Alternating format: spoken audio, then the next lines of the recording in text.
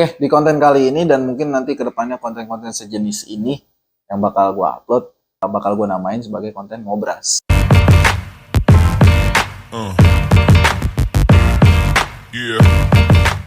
Oke, di ngobrol santai kali ini gue sebenarnya pengen bahas satu fenomena atau kejadian yang cukup unik dan ini sering banget terjadi gitu di tengah-tengah lingkungan pergaulan kita. Itu fenomena Mulus hapus. Enggak bercanda.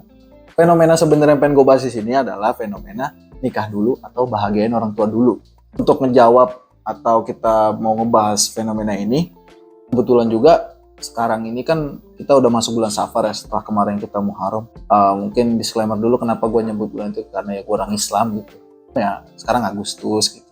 Cuma di bulan kalender Hijriahnya sekarang kita udah masuk bulan Safar. Kenapa sih bulan Safar itu gitu kan? Jadi kalau misalkan teman-teman pernah dengar gitu ada orang yang bilang kalau bulan Safar tuh jangan nikah dulu, atau jangan ngadain pesta pernikahan dulu, atau jangan bepergian dulu gitu. Itu mungkin ya mitos-mitos yang sering kita dengar lah di masyarakat gitu. Atau mungkin belum pernah dengar juga teman-teman. Tapi ya gue beberapa pernah dengar lah seperti itu gitu. Ini sebenarnya agak-agak sih. Kenapa gue bilang agak-agak gitu kan? Karena ya di dalam Islam sendiri sebenarnya nggak ada kata bulan sial atau bulan bencana gitu. Semua bulan itu ya baik gitu kan. Terlebih hal itu juga udah dibantah langsung sama Rasulullah hadisnya gitu. Bahwa nggak ada bulan sial itu. Merujuk kepada konteks bulan Safar ini gitu yang sering dikaitkan dengan kesialan. Jadi fenomena Safar sebagai bulan sial ini sebenarnya bermula dari masyarakat Arab Jahiliyah dulu sih sebelum Rasul diutus gitu. Namun setelah Rasul diutus, ya Rasul langsung mengkonfirmasi bahwa hal itu yang nggak ada gitu. Terlebih Rasulullah SAW itu menikahi Ibunda Siti Khadijah pada bulan Safar. Jadi kadang gue masih aneh aja kalau dengar orang-orang suka bilang bulan Safar jangan ngadain pernikahan dulu. Rasul nikah bulan Safar cuy. Aneh gitu kadang gue. Nah sebenarnya ya karena di sini gue juga jomblo gitu ya. Single. Ya ketika mungkin teman-teman yang nonton juga masih ada yang jomblo, ketika disebutkan kata menikah atau nikah, apa sih yang pertama kali terlintas gitu buat teman-teman di sini? Kalau gue pribadi gitu ya, ketika disebutkan kata menikah, ya yang terlintas di kepala gue sebenarnya banyak gitu. Gak cuma tentang biaya pernikahan sebenarnya, tapi memang kadang orang-orang itu ya lebih fokus kepada persiapan mengenai ekonomi gitu. Ya memang persiapan ekonomi itu penting gitu. Tapi banyak orang yang lewatin hal-hal yang itu perlunya disiapkan juga gitu sebelum memulai pernikahan. Persiapan yang gue maksud di sini itu sebenarnya ya selain ekonomi, ya persiapan ilmu sebenarnya. Ya lu bayangin aja lu mau ngejalanin bahtera rumah tangga. Istilahnya kan gitu ya kalau orang menikah itu. Ngejalanin bahtera rumah tangga. Bahtera itu kan kapal gitu. Ya kalau lu naik kapal, lu nggak tahu cara ngendarain kapalnya, lu nggak punya peta lu mau kemana, lu mau ngapain naik kapal di lautan gitu kan. Ya bakal aneh aja gitu. Makanya gue kadang nggak heran gitu. Beberapa teman gue menikah, lalu nggak lama dia cerai sama pasangannya gitu. Ya gue nggak menyalahkan gitu, gue juga nggak tahu apa yang terjadi sama mereka, cuma yang gue yakini gitu bahwa perlunya persiapan ini. Sebenarnya gue sendiri sering sih mikirin apa sih urgensinya menikah itu. Tapi disclaimer dulu ya, di sini gue bukan yang anti pernikahan, gue juga mau nikah cuy. Cuma maksudnya kadang gue sering berpikir aja gitu, apa sih sebenarnya urgensi menikah, atau apa sih tujuan yang pengen gue capai dari menikah itu sendiri gitu. Kadang gue ya sering mempertanyakan itu sama diri gue gitu. Terlebih kan kalau kata orang-orang pernikahan itu ibadah yang sangat panjang, ibadah paling panjang gitu. Kadang gue bingung konotasi ibadah yang panjang itu emang pernikahan itu lu ngapain sih gitu kan, sampai dibilang ibadah yang panjang. Tapi di pernikahannya nggak menggambarkan itu gitu. Nah kalau gue pribadi di sini memandang urgensi pernikahan itu ya lebih kepada sesiap apa sih gue bakal memimpin anak orang nantinya gitu loh. Mungkin kalau teman-teman yang perempuan yang di sini nonton, sesiap apa sih lu bakal nurut sama orang yang baru lu kenal, yang dulu lu itu nurut sama orang tua lu, sekarang harus berpindah gitu kan. Jadi dalam pernikahan sendiri ya kalau di sini yang muslim gitu kan, ketika menikah itu kan di situ peralihan kepemimpinan gitu. Yang tadinya lu itu nurut sama orang tua lu jadi harus nurut sama laki-laki yang lu nikahi. Atau sebagai laki-laki yang tadinya lu berbakti kepada orang tua lu, ya lu bakal tetap berbakti gitu, bukan gak berbakti. Tapi di sini lu punya tanggung jawab untuk membimbing anak orang gitu loh. Dosa dia bakal jadi dosa lu juga. Nah gue memandang itunya dulu gitu loh. Gue udah sesiap apa sih terhadap tantangan-tantangan itu gitu kan. Makanya menurut gue perlunya ilmu dalam membangun rumah tangga tuh ya itu gitu loh. Selain persiapan ekonomi juga. Tapi memang yang sering terjadi di masyarakat itu atau yang gue dengar gitu case-case dari teman gue itu ya memang permasalahan ekonomi ini cukup pelik ya maksudnya. Dengan tuntutan mahar, seserahan, hajatan segala macam itu, memang itu jadi hal-hal yang bikin puyeng ya kadang ya. Ya gue nggak tahu ya, gue belum pernah itu. Cuma gue denger aja ini dari teman-teman gue. Ya mereka cukup pusing lah untuk mempersiapkan itu.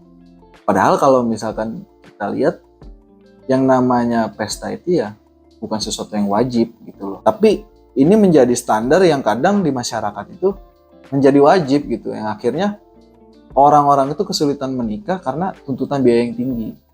Ya akhirnya nggak jarang laki-laki melampiaskannya ke aplikasi-aplikasi yang gue tahu. Damn. Nah, sebenarnya fenomena-fenomena tadi ya laki-laki yang kayak gitu. Ya karena tadi tuntutan dari harga pernikahan yang harus dia bayar itu sangat mahal gitu. Atau bahkan yang juga cukup ekstrim gitu kan. Karena biaya pernikahan yang tinggi, sedangkan gaji dari pekerjaan yang lu lakukan itu nggak cukup buat menabung pernikahan, akhirnya banyak juga yang ngambil jalan pintas gitu. Apa jalan pintas? Gandain duit. Ya lu tau lah, banyak sekarang fenomena anak muda terjerat slot, akhirnya berhutang ke sana sini gitu kan. Bahkan sampai ada yang dipenjara gara-gara ngelakuin kriminal karena slot itu gitu. Riskan sih sebenarnya, cukup riskan gitu gua ngelihatnya, karena ya ini satu rangkaian yang terjadi bukan tanpa sebab gitu, maraknya judi slot dan sebagainya gitu loh. Ini semua satu kesinambungan dari perkara yang tadi itu gitu. Tapi pernah nggak sih sebenarnya lu semua itu berpikir bahwa ya nikah ini wajib apa enggak sih gitu, sampai sebegitunya lu mengorbankan hidup lu buat tadi nyari dana segala macam itu untuk pernikahan gitu. Ya kalau gua di sini berpandangan karena gua umat muslim gitu kan, sebenarnya nikah itu adalah sunnah. Tapi ada hadis dari Rasul yang mengancam orang-orang yang nggak mau menikah. Ya di hadis itu sih disebutkan, ini yang gue inget ya gitu. Jadi gue pernah dengar ada satu hadis yang bilang, nikah itu adalah sunnahku. Tapi barang siapa tidak mengikuti sunnahku, mereka bukan umatku. Ini sunnah, tapi lu nggak mau ngikutin, lu nggak dianggap umat sama Rasul. Akhirnya gue berpikir ya, ini suatu sunnah yang mesti gue usahain juga gitu. Bukan terhadap ya hingar-bingar pernikahannya atau romantisme percintaan lu dalam pernikahan. Ya gue sih belum ngalamin, cuma gue denger dari ya abang-abang gue yang udah nikah, teman-teman gue yang udah nikah, romantisme itu cuma berapa persen cuy dalam pernikahan. Aslinya tuh lu ya udah mikirin biaya rumah tangga, bahkan ketika lu menikah itu lu udah harus mempersiapkan biaya lahiran anak lu nanti, susu, popok, pampers segala macam. Nah ya dari tadi kita udah bahas dari mulai sebelum pernikahan bahkan sampai dalam pernikahan itu sendiri menjalaninya seperti apa. Dalam kondisi seperti ini, bisa nggak sih kita bahagiain orang tua kita gitu kan? Nikah dan membahagiakan orang tua itu sebenarnya dua hal yang berbeda atau masih bisa dalam kesatuan dalam mengerjakannya itu. Ya kalau gue pribadi, dua hal ini bukan dua hal yang terpisah gitu. Jadi ketika kita menikah, kita masih bisa kok membahagiakan orang tua kita gitu. Karena bahagia itu bukan cuma perkara materi gitu kan, bukan cuma perkara waktu. Sebisa mungkin kita tuh membagi porsi yang pas untuk kedua belah pihak ini gitu. Makanya pentingnya ilmu, karena kita perlunya mengetahui jalan seperti apa sih yang bakal kita hadapin ke depannya, terus cara-cara menghadapinya seperti apa gitu. Kalau misalkan kita umat muslim ya kita udah jelas lah, kita ada panduannya, kita tahu di situ ada panduan, bahkan cuma bukan pernikahan gitu ya, bahkan dari masuk WC sampai kita meninggal pun ada gitu panduannya. Cuma masalahnya kita mau cari tahu, kita mau baca atau enggak. Mungkin kita sering denger ya, atau kita sering baca juga berita bahwa kadang tuh pasangan kita sama mertua dia atau orang tua kita itu gak akur gitu kan. Jadi kadang kita tuh terhalang dalam posisi kita sudah menikah, kita terhalang untuk membahagiakan orang tua karena kondisi tadi tidak akan. Nah sebenarnya itu sih pentingnya kita harus benar-benar teliti sih dalam memilih pasangan itu. Kita harus tahu betul background dari orang yang kita pilih bakal nemenin kita seumur hidup. Harus memastikan tujuan sebenarnya. Tujuan kita sama orang yang kita nikah ini sama gak sih?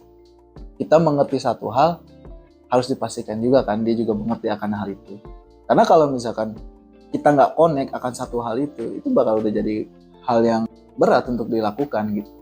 Ya memang ini gak menjamin gitu loh. Gak menjamin bahwa dalam pernikahan itu gak ada keributan dan sebagainya. Cuma hal-hal seperti ini atau persiapan-persiapan seperti ini bisa meminimalisir gitu, meminimalisir adanya keretakan dalam rumah tangga. Kalau gue mandangnya itu udah dicontohin sama Rasul, dan gue yakin kalau misalkan kita nempuh jalan itu ya bakal sama juga hasilnya. Jadi ketika kita mau memilih pasangan ya pastikan dulu keluarganya seperti apa, apakah dia dari keturunan yang bagaimana, dan juga dipastikan dia berteman dengan siapa, lingkungan pertemanannya seperti apa gitu, supaya kita bisa menyesuaikan bahwa kita ini sebenarnya cocok nggak sih sama dia gitu kan. Kalau misalkan perempuan ini tahu betul ketika nanti dia akan menikah, dia posisi di rumah tangga itu sebagai apa, pasti dia bakal tahu memposisikan dirinya sebagai makmum atau sebagai istri gitu loh. Sebagai laki-laki pun begitu, dia bakal tahu memposisikan seperti apa gitu. Kalau dua pribadi ini saling mengetahui apa yang harus dilakukan, tugas dan fungsi dalam pernikahan itu gitu. Kenapa jadi kayak kajian pranikah ya? Kalau misalkan dua pribadi ini saling mengerti apa yang harus dilakukan, menurut gua nggak bakal ada hambatan ketika lu udah menikah, lu tetap bisa ngebahagiain orang tua lu. Ya, kuncinya di ilmu sih, itu aja kalau menurut gua mah. You, very knowledgeable.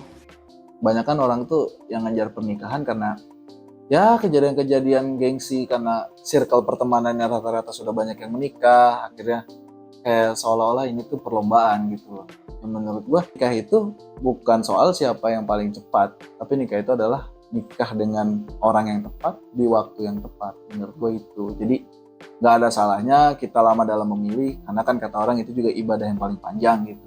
Jadi menurut gua mendingan capek dalam proses pemilihan dibanding capek menjalani pernikahan dengan orang yang salah. Ya tapi sebenarnya dari tadi apa yang gua omongin, ya bisa kalian anggap omong kosong lah, karena gue juga kan belum menjalani itu gitu.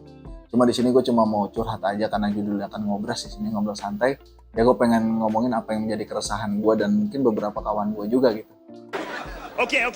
Selebihnya sih gue balikin ke kalian lah gitu. Kalian mau memilih calon pasangan kalian kayak gimana itu terserah kalian gitu kan, karena masing-masing lah yang menjalani gitu kan. Tapi di sini gue pengen share pandangan gue tentang pernikahan ya itu. Gitu. Kalau misalkan kalian setuju ya jangan lupa like, juga jangan lupa subscribe channel ini. Terus kalau misalkan ada pendapat kalian yang berbeda tentang pandangan gue, ya boleh tulis di kolom komentar. Itu aja mungkin ya untuk ngobras kita kali ini. See you di ngobras berikutnya. Oke, see ya.